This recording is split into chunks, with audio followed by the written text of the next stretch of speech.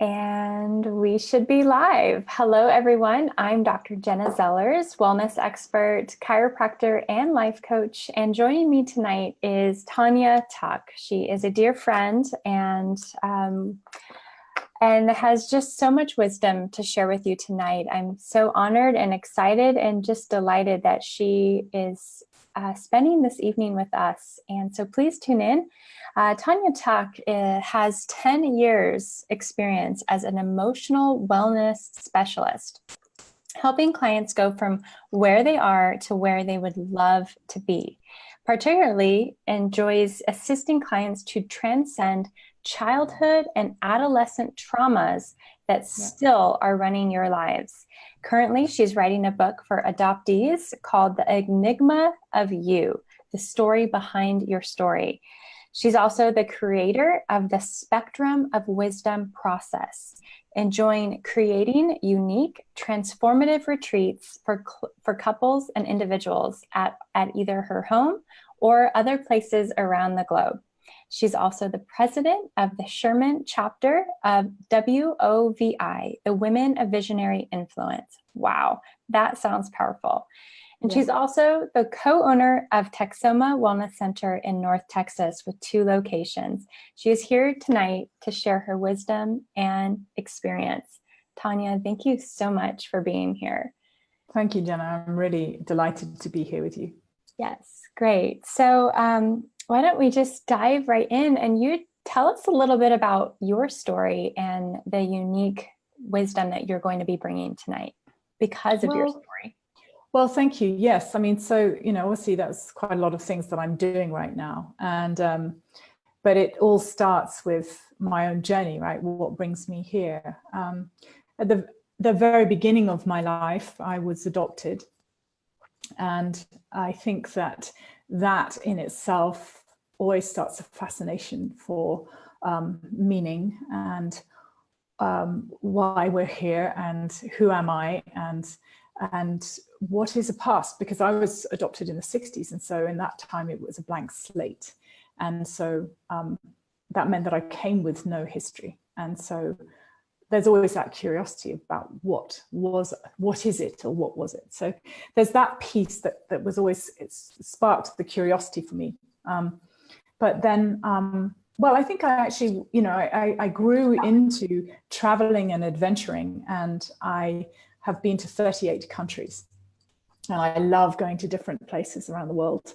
And that sort of fed into my teaching career, which I taught for 20 years in inner city schools. And I worked with children who had very disadvantaged backgrounds. And they had sort of traumatic experiences and toxic families. And so my role as a teacher was like 1 part teaching and 2 parts social worker, really. But, to create the environment for those kids to learn was a balancing act. And so I used cutting edge thinking in education and all these different tools and, to create space for them to actually be present and then also to have interest in what I was trying to teach them. So I had, specific learning skills and things. And so when in 2008 I became a coach, I was still interested in cutting edge thinking. So I got trained in cutting edge ways. And but I realized that my clients were really the adults' versions of the children, in that the problems that they were having in terms of, dysfunctional relationships or divorce or problems like that, or identity problems, or, that they were actually finding themselves, not happy in their world and not happy in their lives. There usually was a source that something happened when they were younger. Mm-hmm. Something happened in their childhood or adolescence that was still running their lives, as I said. So I've really enjoyed seeing that connection between what I was doing as a teacher and now what I do as a coach, that actually brings things full circle. And I really appreciate the ability to help connect the dots for people, because usually, I mean, if you think about it, we all go about our lives and we wonder who we are. Did I do all right? Am I okay? All of those kind of things. And what happens is that we're on a perpetual quest to really understand how we fit, how we belong, are we acceptable? Those kind of things. And I love to help people find their own truth and inspiration, so that they can actually show up as the way that they feel that they are meant to be here, rather than being somebody else's idea of who they're meant to be. What is, like, someone who comes to you seeking your help? What are some of the issues or struggles that they're facing?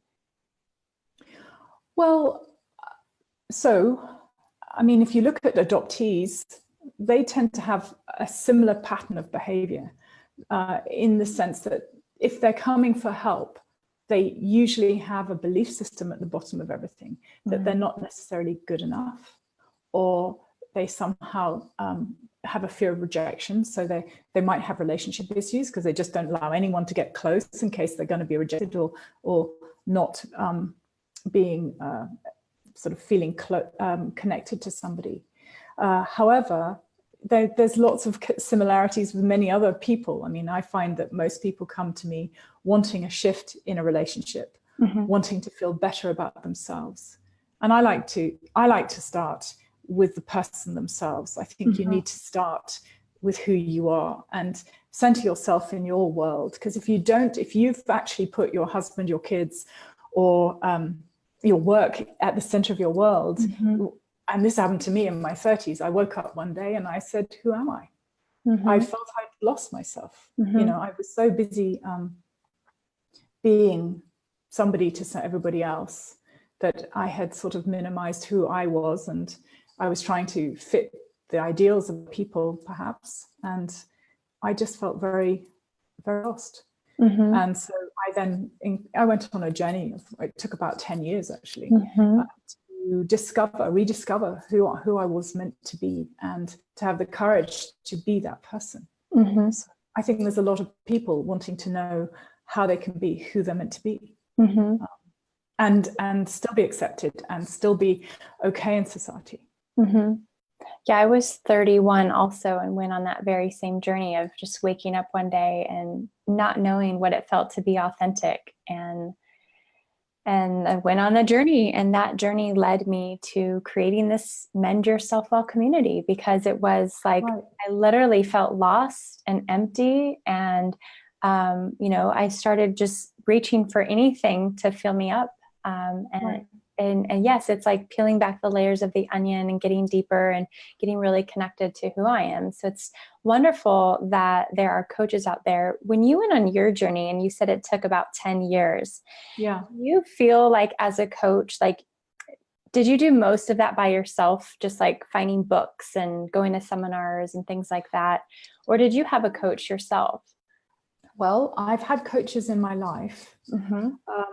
I went and looked for my birth mother, and there was a time then when I thought I had found her. It took me 4 years to find her, and when I did find her, there was just a series of circumstances which meant that I found her. I knew where she was, but I didn't meet her. I met a sister that I'd had, but in doing so, I suddenly felt that, oh my gosh, I'm not actually being met, so I'm not going to be accepted again, or I'm going to be rejected. So I went and had coaching at that point, because I was like, and then there was another point in my life where I had a life coach, and she turned up when the year my father died, and I was sort of having a bit of a crisis of who am I. It was around 2008, and it was basically making the decision that I had finished being a teacher. I think it was then, in that year in February, I officially retired myself from teaching, saying that I was ready to work with a new audience. I mean, I loved working with kids and things, but I knew that I had a different destiny involved. And so that was important. And in that period of time, I had a life coach then. And then, of course, I still have coaches now, because obviously as a coach, why would I not have coaching? So, when it's needed, it's usually around relationship. By the way, Dr. Tuck and myself have 8th anniversary tomorrow. Oh, wow. Happy anniversary. Thank you. So, I mean, 8 years of marriage. And, I think as other guests of yours have said, was her name Royce? Rogue Pence, Rogue, the yes, Rogue. relationship I mean, expert. I was listening to hers, and I was thinking, yes, there's definitely ups and downs, and each relationship has its challenges, but that's part of the whole deal. And it's about learning how to be in it. So I'm very delighted to say I'm at 8 years and have no intention of packing it in or anything. Yeah, that's great. And it's just like a reminder, we're only humans and we're not perfect. So we're going to it's going to be hard to share life with someone. Like, it's hard enough to get through life, by yourself without conflict. So try to share that with someone else. And I think that relationships there to help us grow and to help us learn about ourselves and to learn how to speak our truth. And sometimes when you're in an intimate space, an intimate, relationship with someone, it can be when you're most vulnerable. And I was talking with one client, and really things come up in intimate relationship that just don't come up with other relationships. So yeah, I'm so glad this came up, because I'd actually love to dive deeper. Yesterday, I led a group of 12 women, all but one are married and have been married for quite some time. And we just talked about this of there were some women who were on the brink of divorce and really struggling. And I shared too of being in this place of is my husband getting in the way of my dreams? But it's he was there to help me grow. It was growing through with him by my side allowed me to overcome and grow in a way. If I wanted my dreams to come true, I had to grow personally in this way to even start to attract these dreams. So can you dive into that of what is the purpose of let's dive in deeper of the purpose of having someone in your life who you're with, and there's challenges and you butt heads, and why they're there for you? Well, that's a great question. And this comes up an awful lot with clients. And I like to draw a little sunshine, and I draw a little shape, a circle, and this side is the side where you shine. And this is who you are. And these are all the parts of you that you absolutely love about yourself, your smiley face, your beauty, and everything else like that. On the other side of this circle is your shadow side. The parts of you that you think, goodness me, if the world knew about these things that I do or think or am, they wouldn't like me.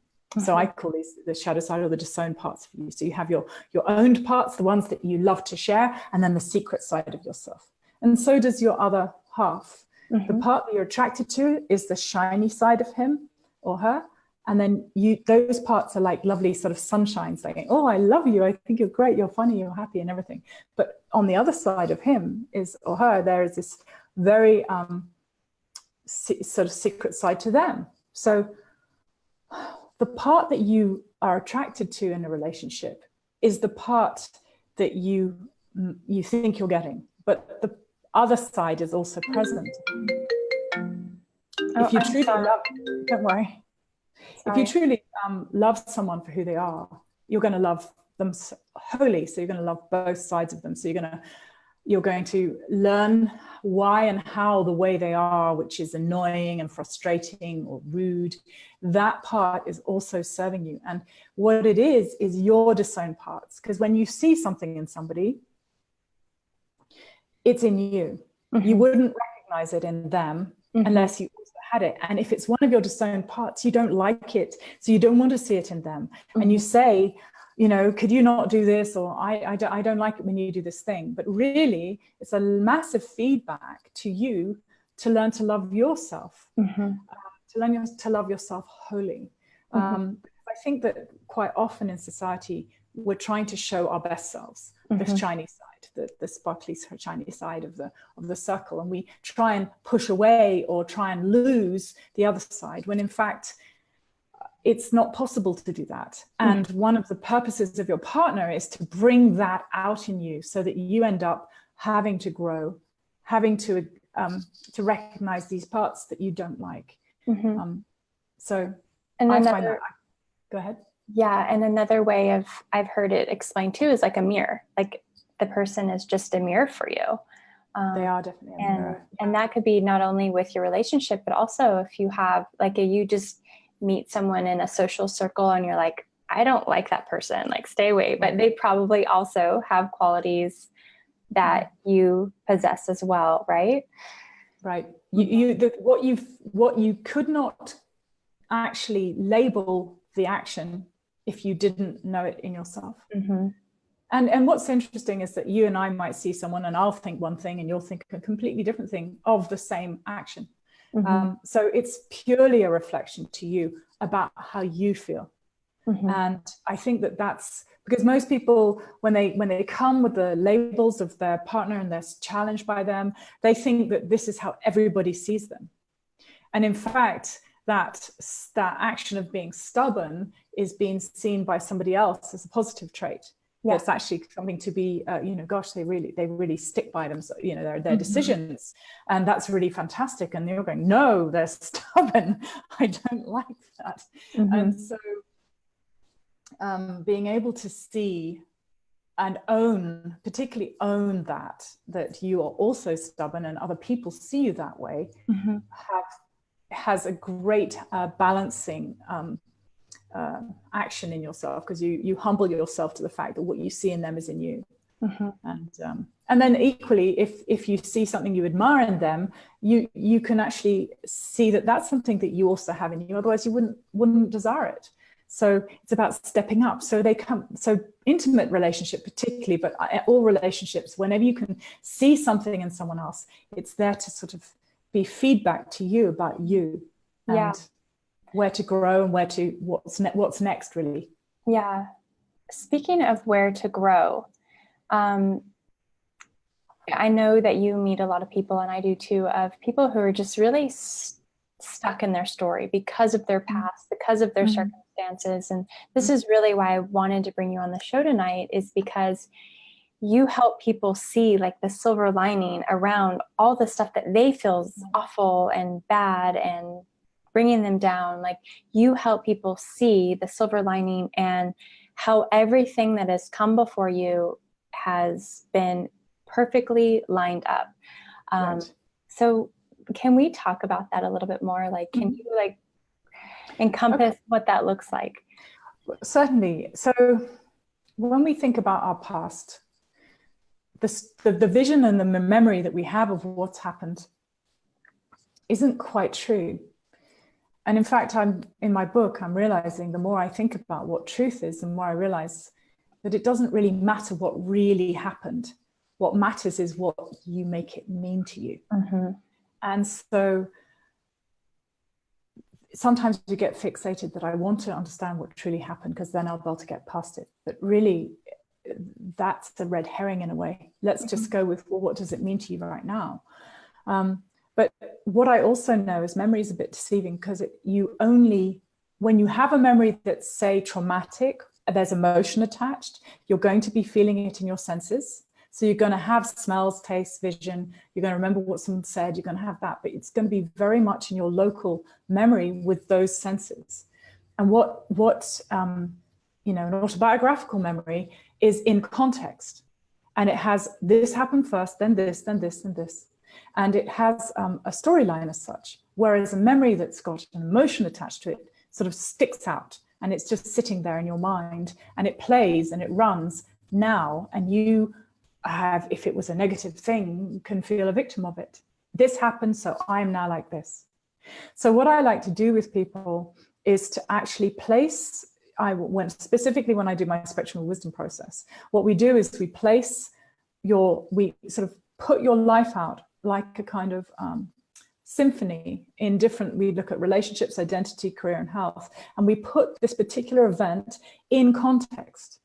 So we actually can see where you were at the time, who are your friends, and all of the different things that led up to the thing that happened. And usually that's hugely insightful, because you haven't remembered those facts around that memory in your story of it. And so when you can at least put it into context, you can start going, okay, I see where I was. I see how I behaved. I see how I was thinking at the time. I can see how this happened. And then we look at the particular thing. We use the universal laws to balance out what is going on in that event, so that actually you can see that it had as many benefits and drawbacks. Because if you've been thinking of it as having drawbacks all this time, you're not necessarily looking at the event in a holistic way. And then we just work through all these different things, and we see how, as a result of this, what came about. What did you get in your life? Who did you meet? What skills did you end up learning as a result of this thing? And so you start to be grateful. And by the end of my process, my intention is that you can have love and gratitude for everything that's happened, because you see it's created who you are. And rather than being a victim of it, you're actually, it's been a great teacher that gave you so much that you are able to, I mean, I do find that I cause little identity crises, because people go, well, who am I if I don't think of it like this anymore? I said, okay, well, who are you? And usually, yeah, exactly. Who do you want to be? Right. And now that you're free. I know it's so that makes my heart sing when I see the light.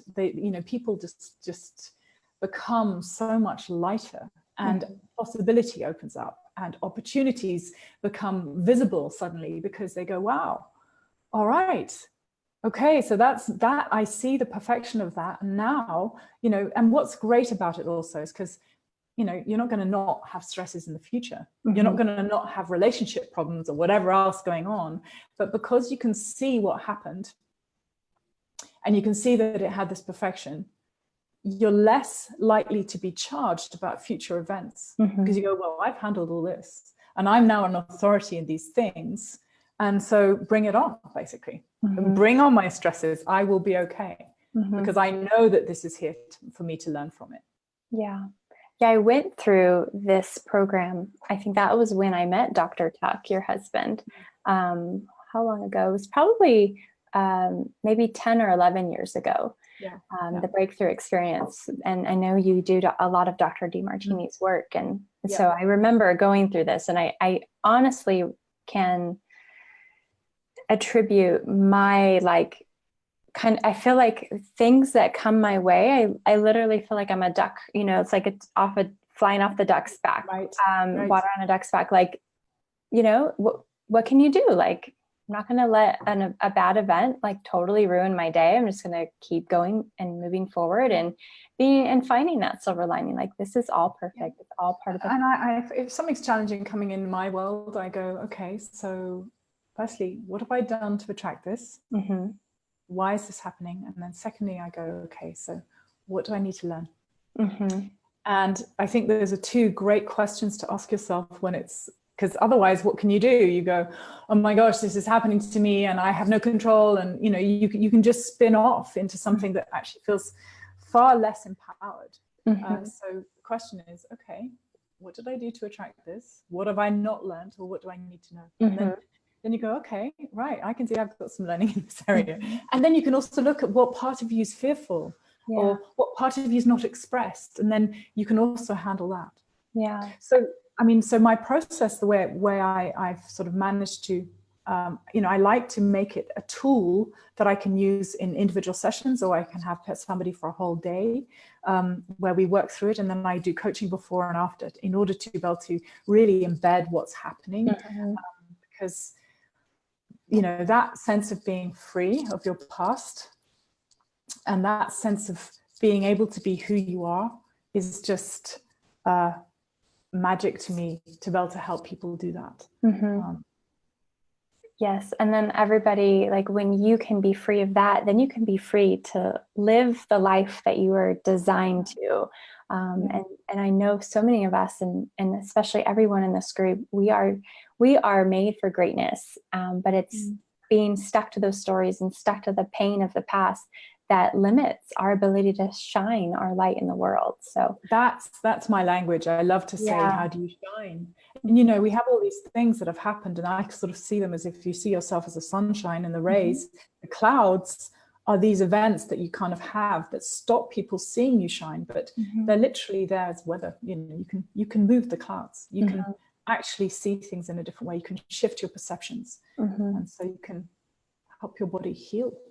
I love it. I know we could talk about this all night, but I don't want to keep our guests or audience watching all night. Um, so how can people, well, one, you have a gift for everyone. If they want to learn, what is it, the top 10 tips to help you feel more empowered each and every single day. So we're going to let people actually download that. We'll put that in the comments below so people can download that free gift. But where can people learn more, Tania, about you and Supreme Wellness Coaching? Well, thank you. I certainly would say go to our website, supremewellnesscoaching.com, and you can look around. There's a page for me, there's a page for my husband, and there's also our model and how we view the world and what we're doing. And there's more about my process, but there's also a contact page there. You can click there and just send us a question. If you want to have a free consult, great. What I do is I see how we might be a fit, and I find out a little bit about you, and you find a little about me, and we see how it goes. I'm on all social media. I think I'm on Instagram and Facebook, and I'm in LinkedIn. And so please look for Supreme Wellness and Supreme Wellness Lifestyle on Facebook. Yes, and I have all those links too, so I'll make sure to add them as well. Good. And I'm also I'm doing a podcast series on stress at the moment, and I'm on, I think today is coming out is the 3rd session. And what I was doing with an empowerment artist was basically called Kira. We decided that it's really important to sort of unpick the different stresses in people's lives. So if you're interested in stress and you want to see what I'm saying, you can find those. They're on iTunes, on the Ariadne Project. But if you look up Kira Marie, you'll find her. Great. And it will be on my page as well. Awesome. Very great. And you also have a very generous gift. You're going to offer the lucky winner, which will be chosen tomorrow for your gift, a complimentary 30-minute consultation with you. So that will be fabulous. So I need your help today in choosing a winner of yesterday's gift, and that is Crystal Evans is contributing a doTERRA essential oils, and the oil she's donating is called Peace. And so the lucky winner of that tonight will be chosen now. If you could help me pick a number between 2 and 117. Wow, 98. 98. Great. And that is Jennifer Romazuski. So we will connect Jennifer and Crystal together. And congratulations, Jennifer. So Tania, is there anything else you want to add to our beautiful audience this evening? I think it's about realizing that there are no mistakes, and that your meaning that you give the events that happen in your life really will shape your destiny. So the wisdom I have is to say, okay, you can reframe your events, you can look at them in a new light, and you can change how you perceive what happened, and then therefore have all the opportunity to be an empowered, beautiful, gorgeous woman that you are already. So I encourage everyone to do that. Yes, just another reminder that you've heard it all. Perception is everything. So absolutely. I love it. Great wisdom. I know anybody who reaches out to you would be benefited to learn more and discover more about what's holding them back and how to get free. So thank you again for joining us tonight. I really enjoyed having you.